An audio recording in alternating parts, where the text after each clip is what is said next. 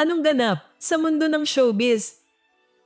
Naglabas ng pahayag si Sheila Guevara Suntay, asawa ni Bong Suntay, upang humingi ng paumanhin kay Ann Curtis kasunod ng kontrobersyal na pahayag ng kongresista na nag-viral online. Sa kanyang statement, nilinaw ni Sheila na hindi siya sang-ayon at hindi niya kinokondena ang naging pahayag ng kanyang asawa. Itinanggi rin niya ang kumakalat na balita na tumawa siya at tila sumang-ayon sa sinabi ni Suntay sa pagdinig. Ayon sa kanya, mali ang naratibong iyon at hindi niya papayagan na manatiling ganoon ang interpretasyon ng publiko. Direkta rin siyang humingi ng paumanhin kay Ann at sa pamilya nito. To Ann Curtis and her family, I am deeply sorry. No woman should ever be spoken about that way.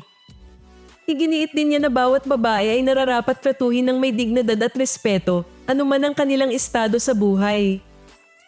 Kasabay nito, nanawagan siya sa publiko at media na huwag idamay ang kanyang mga anak sa kontrobersya dahil hindi naman umano sila mga public figures.